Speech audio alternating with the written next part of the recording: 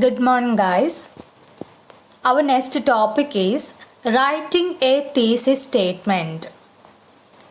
ആദ്യം thesis statement എന്താണെന്ന് വ്യക്തമാക്കാം. നമ്മളിപ്പോൾ ഒരു ലൈബ്രറിയിൽ ചെന്ന് വായിക്കാനായി ഒരു ബുക്ക് സെലക്ട് ചെയ്യുമ്പോൾ അതിൻ്റെ കവർ പേജിൻ്റെ ബാക്ക് സൈഡിൽ ആ ബുക്കിനെ കുറിച്ചിട്ടുള്ളൊരു സംഗ്രഹം എഴുതിയിട്ടുണ്ട്. അത് വായിച്ചു നോക്കാറുണ്ട് അല്ലേ? കാരണം അത് വായിക്കുമ്പോൾ നമുക്കൊരു ഏകദേശ ധാരണ കിട്ടും എന്താണോ ആ ബുക്കിനകത്തുള്ള കണ്ടൻസ് എന്നതിനെക്കുറിച്ച്.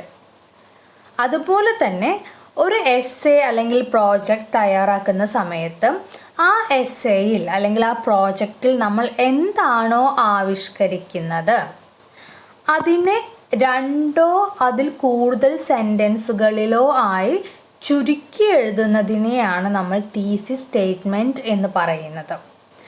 ഇപ്പോൾ നമ്മളൊരു പോയത്തിൻ്റെ സമ്മറി എഴുതുകയാണെങ്കിൽ ആ പോയത്തിൽ പറയുന്ന ആശയങ്ങളെല്ലാം നമ്മൾ സമ്മറൈസ് ചെയ്ത് എഴുതും, ചുരുക്കി എഴുതും. അതുപോലെ തന്നെ ഒരു എസ്സേ അല്ലെങ്കിൽ ഒരു പ്രോജക്റ്റിൻ്റെ ഒരു സമ്മറൈസ് രൂപമാണ് ഒന്നോ രണ്ടോ അതിൽ കൂടുതലോ സെൻറ്റൻസുകളിൽ എഴുതുന്ന ഒരു സമ്മറൈസ് രൂപം, ഒരു ചുരുക്ക രൂപമാണ് തീസിസ് സ്റ്റേറ്റ്മെൻറ്റ് എന്ന് പറയുന്നത്. അതായത് ഒരു എസ്സേയിൽ അവതരിപ്പിക്കുന്ന ആശയങ്ങളുടെ കാച്ചിക്കുറുക്കിയ രൂപം എന്ന് വേണമെങ്കിൽ നമുക്ക് പറയാം. ഓക്കെ, ഇപ്പോൾ ഒരു എക്സാമ്പിൾ പറയുകയാണെങ്കിൽ നീലത്താമര എന്ന ഫിലിം നമ്മളെല്ലാവരും കണ്ടതാണ്.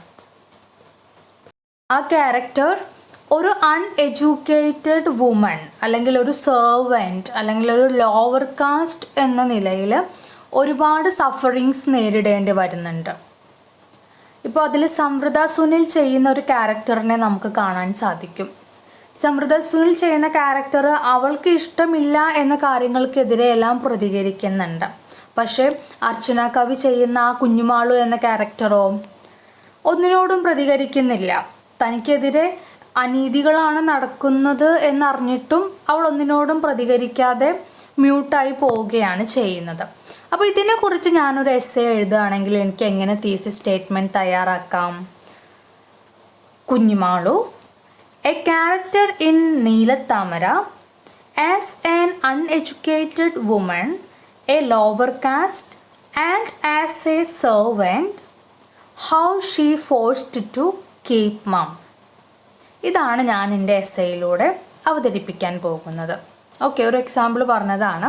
അപ്പോൾ ആ കാര്യങ്ങളെല്ലാം നമ്മൾ എന്തെല്ലാം കാര്യങ്ങളാണ് പരാമർശിക്കുന്നത്, ഏതെല്ലാം ആംഗിളിലാണ് ഞാൻ ആ ക്യാരക്ടറിനെ നോക്കി കാണുന്നത്, അതെല്ലാം പരാമർശിച്ചുകൊണ്ട് ഒരു തീസിസ് സ്റ്റേറ്റ്മെൻറ്റ് ഞാൻ തയ്യാറാക്കി. അതിൽ കാസ്റ്റ് വരുന്നുണ്ട്, പിന്നെ സെർവൻ്റ് ആണ് എന്ന പരാമർശം വന്നു, അതോടൊപ്പം തന്നെ അൺഎഡ്യൂക്കേറ്റഡ് വുമൺ ആ ഒരു രീതിയിലുള്ള പരാമർശവും വന്നു.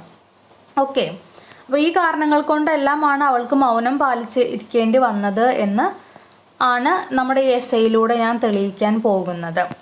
അത് നമുക്ക് ഈ തീസിസ് സ്റ്റേറ്റ്മെൻറ്റിലൂടെ തന്നെ മനസ്സിലാക്കാൻ കഴിഞ്ഞു.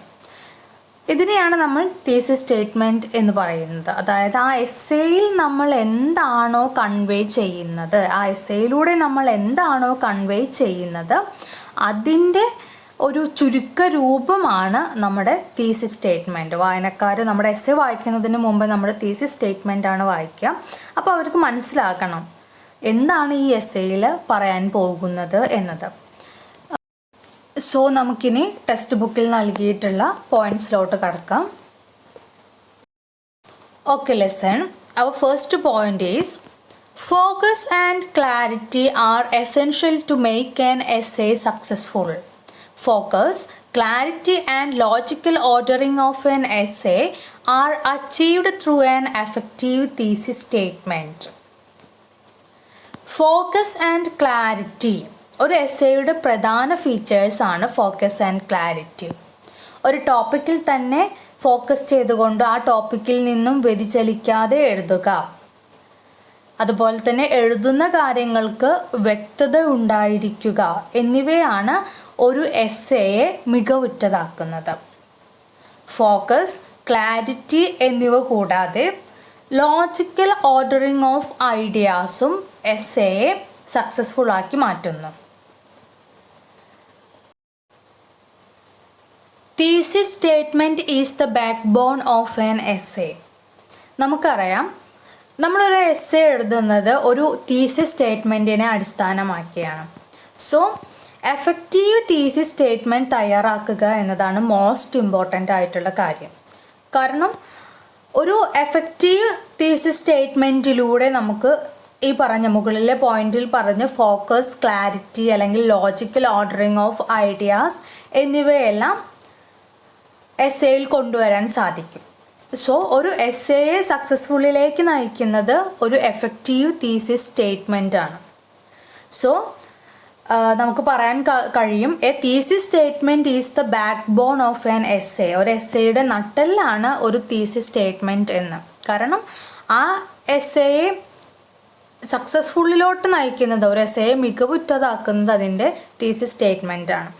ഇപ്പോൾ ഞാനൊരു എക്സാമ്പിൾ പറയുകയാണെങ്കിൽ നമ്മൾ ഗൂഗിൾ മാപ്പ് അല്ലേ, ആ ഗൂഗിൾ മാപ്പിൽ നമ്മൾ എവിടെ നമ്മുടെ ലൊക്കേഷനിലോട്ട് നമ്മളെ നയിക്കുന്നത് ഈ ഗൂഗിൾ മാപ്പാണ്. അതുപോലെ തന്നെ നമ്മുടെ തീസിസ് സ്റ്റേറ്റ്മെൻ്റ് ആണ് നമ്മൾ ഏതെല്ലാം വഴിയിലൂടെ സഞ്ചരിച്ച് നമ്മുടെ കൺക്ലൂഷനിൽ റീച്ച് ചെയ്യണം എന്ന് തീരുമാനിക്കുന്നത്. ആ ഒരു തീസിസ് സ്റ്റേറ്റ്മെൻറ്റിനെ ഫോളോ ചെയ്തുകൊണ്ടാണ് നമ്മൾ ബാക്കിയുള്ള കാര്യങ്ങളെല്ലാം തയ്യാറാക്കുന്നത്. ഓക്കെ, അപ്പോൾ ആ എസ്സേ സക്സസ്ഫുള്ളിലോട്ട് നയിക്കുന്നതിലുള്ള പ്രധാന പങ്ക് തീസിസ് സ്റ്റേറ്റ്മെൻറ്റിനുണ്ട് എന്നാണ് പറയുന്നത്. Okay, next point, it holds together the different sections in an essay. ഒരു എസ്സേയിൽ ഡിഫറെൻറ്റ് പോയിൻറ്റ്സ് ഡിഫറെൻറ്റ് പാരഗ്രാഫ്സ് ആയി തിരിച്ചാണ് എഴുതുക.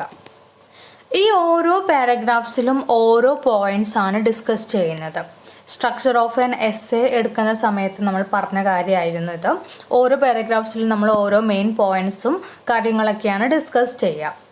സോ ഈ ഡിഫറെൻറ്റ് പാരഗ്രാഫ്സുകളെ അല്ലെങ്കിൽ ഈ ഡിഫറെൻറ്റ് പാരഗ്രാഫ്സിൽ പറയുന്ന ഡിഫറെൻറ്റ് പോയിൻറ്റ്സുകളെ എല്ലാം സംയോജിപ്പിക്കുന്നത് തീസിസ് സ്റ്റേറ്റ്മെൻ്റ് ആണ്. ഇപ്പോൾ നമ്മൾ മുമ്പേ പറഞ്ഞൊരു എക്സാമ്പിൾ, കുഞ്ഞുമാളു ഒരു ലോവർ കാസ്റ്റ്, ഒരു സെർവൻറ്റ്, അതുപോലെ തന്നെ ഒരു അൺഎഡ്യൂക്കേറ്റഡ് വുമൺ എന്ന രീതിയിലെല്ലാം സഫർ ചെയ്യുന്നു. അപ്പോൾ എനിക്ക് ആദ്യത്തെ പാരഗ്രാഫിൽ ഫെമിനിസം അല്ലെങ്കിൽ ഫെമിനിസം അതിൽ വരുന്ന ഏതെങ്കിലും തിയറീസ് ഉപയോഗിച്ചുകൊണ്ടായിരിക്കും ഞാൻ ആദ്യത്തെ പാരഗ്രാഫ് എഴുതുക. പിന്നീട് കാസ്റ്റുമായി റിലേറ്റഡ് ആയിട്ടുള്ള തിയറീസ് ഉപയോഗിച്ചുകൊണ്ട് എനിക്ക് അടുത്ത പാരഗ്രാഫ് എഴുതേണ്ടി വരും. അപ്പോൾ നമ്മളിങ്ങനെ നോക്കുന്ന സമയത്ത് ആദ്യം ഫെമിനിസം പറഞ്ഞു, പിന്നെ കാസ്റ്റിസം പറയുമ്പോൾ അത് ഡിഫറെൻറ്റ് പോയിൻറ്റ്സുകളാണ്. പക്ഷേ തീസിസ് സ്റ്റേറ്റ്മെൻറ്റ് വായിക്കുമ്പോഴാണ് നമുക്കറിയാം ഇതെങ്ങനെ പരസ്പരം ബന്ധപ്പെട്ട് കിടക്കുന്നു. തീസിസ് സ്റ്റേറ്റ്മെൻ്റ് ആണ് ഈ ഡിഫറെൻറ്റ് പാരഗ്രാഫ്സിനെയെല്ലാം സംയോജിപ്പിക്കുന്നത്. Okay, then introduced in the opening paragraph, a thesis statement allows the reader to know what the essay is about. Thesis statement അവതരിപ്പിക്കേണ്ടത് ആദ്യത്തെ പാരഗ്രാഫിലാണ്. ആദ്യത്തെ പാരഗ്രാഫിനെ നമ്മൾ എന്തായിരുന്നു പറഞ്ഞിട്ടുണ്ടായിരുന്നത്? ഇൻട്രൊഡക്ടറി പാരഗ്രാഫ് എന്നാണ്. ഇൻട്രൊഡക്ടറി പാരഗ്രാഫിലാണ് നമ്മൾ തീസിസ് സ്റ്റേറ്റ്മെൻറ്റ് അവതരിപ്പിക്കേണ്ടത്. സോ ആദ്യത്തെ പാരഗ്രാഫ് വായിക്കുമ്പോൾ തന്നെ വായനക്കാർക്ക് മനസ്സിലാക്കാൻ കഴിയും what the essay is about, എന്താണ് ഈ എസ്സേയിൽ അവതരിപ്പിക്കുന്നത്, ചർച്ച ചെയ്യപ്പെടുന്നത് എന്ന്. ഈ എസ്സേയിലൂടെ അല്ലെങ്കിൽ അവതരിപ്പിക്കപ്പെടുന്ന ആശയം എന്താണ് എന്നതൊക്കെ അവർക്ക് ആ ഓപ്പണിംഗ് പാരഗ്രാഫ് വായിക്കുന്നതോടുകൂടി തന്നെ മനസ്സിലാക്കാനായിട്ട് സാധിക്കും. Okay, by presenting your thesis statement at the beginning of your essay, you are arranging your essay in inverted pyramid style. That is, the key ideas of your essay are arranged in the order of their importance, where more important ideas are followed by less important ideas. നമ്മൾ മുമ്പേ പറഞ്ഞ ഒരു കാര്യമാണ്, നിങ്ങൾ ഓർക്കുന്നുണ്ടോ എന്നറിയില്ല. അതായത് ഒരു എസ്സേയിൽ നമ്മൾ ഇൻവേർട്ടഡ് പിരമിഡ് സ്റ്റൈലിലാണ് കാര്യങ്ങൾ അവതരിപ്പിക്കേണ്ടത്. അതായത് ഏറ്റവും പ്രാധാന്യമുള്ള കാര്യങ്ങൾ ആദ്യ പാരഗ്രാഫിൽ ചേർക്കണം, പിന്നെ പ്രാധാന്യമുള്ള കാര്യങ്ങൾ അടുത്ത പാരഗ്രാഫുകളിൽ ചേർക്കണം, പിന്നെ കുറച്ച് പ്രാധാന്യമുള്ള കാര്യങ്ങളാണ് അവസാന പാരഗ്രാഫുകളിൽ ചേർക്കേണ്ടത്. അതായത് പ്രാധാന്യത്തിൻ്റെ അടിസ്ഥാനത്തിലാണ് നമ്മൾ ഓരോ പാരഗ്രാഫ്സും തരംതിരിച്ച് എഴുതേണ്ടത്. ഇതിനെയാണ് നമ്മൾ ഇൻവേർട്ടഡ് പിരമിഡ് സ്റ്റൈലിൽ എഴുതുക എന്ന് പറയുന്നത്. ആദ്യം മോസ്റ്റ് ഇമ്പോർട്ടൻ്റ് ആയിട്ടുള്ള കാര്യങ്ങൾ എഴുതണം, പിന്നെ ഇമ്പോർട്ടൻ്റ് ആയിട്ടുള്ള കാര്യങ്ങൾ എഴുതണം, പിന്നെ ലീസ്റ്റ് ഇമ്പോർട്ടൻ്റ് ആയിട്ടുള്ള കുറച്ച് ഇമ്പോർട്ടൻ്റ് ആയിട്ടുള്ള കാര്യങ്ങൾ അവതരിപ്പിക്കുക. ഓക്കെ, ഇതിനെ നമുക്കൊരു ഡെമോ ഞാൻ കാണിച്ചു തരാം എങ്ങനെയാണ് ഇൻവേർട്ടഡ് പിരമിഡ് സ്റ്റൈൽ വരുന്നതെന്ന്.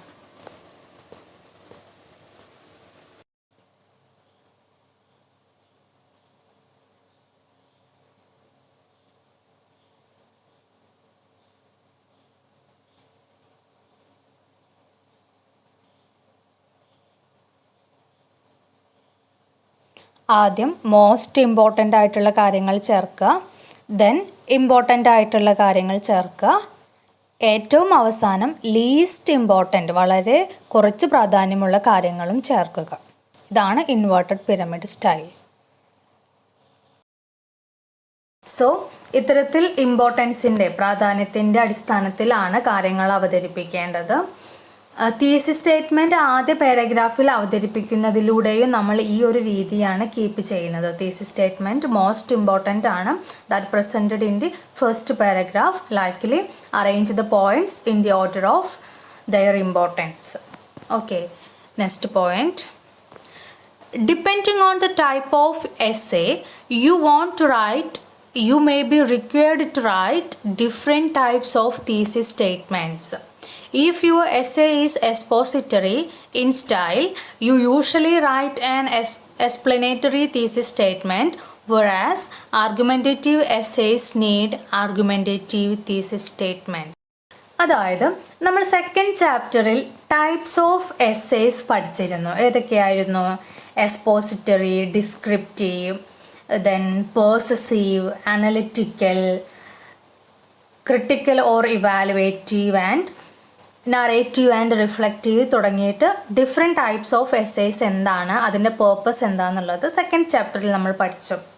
സോ ടൈപ്പ് ഓഫ് എസ്സേക്ക് അനുസരിച്ച് റിഫ്ലക്റ്റീവ് ആണോ, പെർസസീവ് ആണോ, അനലിറ്റിക്കൽ ആണോ, അല്ലെങ്കിൽ എക്സ്പോസിറ്ററി ആണോ, ഏത് ടൈപ്പിലാണ് നമ്മൾ എസ്സേ എഴുതുന്നത് അതിനനുസരിച്ച് നമ്മുടെ തീസിസ് സ്റ്റേറ്റ്മെൻറ്റിലും വ്യത്യാസം വരും എന്നാണ് പറയുന്നത്.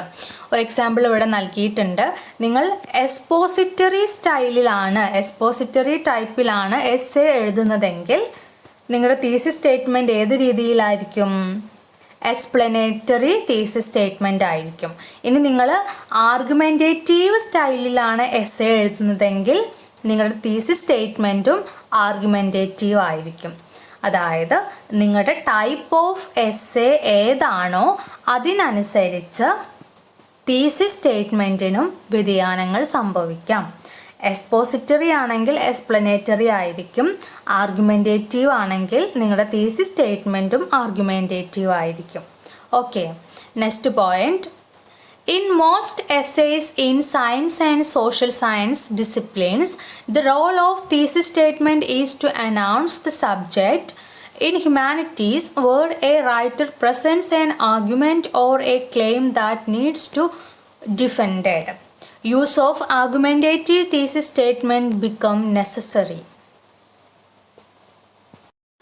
ഇപ്പോൾ മുമ്പുള്ള പോയിന്റിൽ നമ്മൾ മനസ്സിലാക്കി എസ്സേയുടെ ടൈപ്പിനനുസരിച്ച് തീസിസ് സ്റ്റേറ്റ്മെൻറ്റിൽ വ്യത്യാസം വരുന്നുണ്ടെന്ന്, അതിൻ്റെ സ്റ്റൈലിന്. അതുപോലെ തന്നെ സബ്ജക്റ്റിനനുസരിച്ചും തീസിസ് സ്റ്റേറ്റ്മെൻറ്റിൻ്റെ സ്റ്റൈലിന് വ്യത്യാസം വരുന്നുണ്ട്. സോഷ്യൽ സയൻസ് അല്ലെങ്കിൽ സയൻസ് എന്നീ ഡിസിപ്ലിൻസിലാണെങ്കിൽ നിങ്ങളുടെ വിഷയം എന്താണോ അതിനെക്കുറിച്ചാണ് നിങ്ങൾ തീസിസ് സ്റ്റേറ്റ്മെൻറ്റിൽ ഡയറക്റ്റായിട്ട് പറയുക. ഇനി ഹ്യൂമാനിറ്റീസിലാണെങ്കിൽ നിങ്ങൾ ഉന്നയിക്കുന്ന വാദം, നിങ്ങളുടെ എസ്സേയിലൂടെ നിങ്ങൾ ഉന്നയിക്കുന്ന വാദം എന്താണോ അതിനെക്കുറിച്ചായിരിക്കും തീസിസ് സ്റ്റേറ്റ്മെൻറ്റ്. ഹ്യൂമാനിറ്റീസിൽ അധികവും ആർഗ്യുമെൻറ്റേറ്റീവ് സ്റ്റൈലിലായിരിക്കും തീസിസ് സ്റ്റേറ്റ്മെൻറ്റ് വരിക എന്നും ഇവിടെ പറയുന്നുണ്ട്. ഓക്കെ.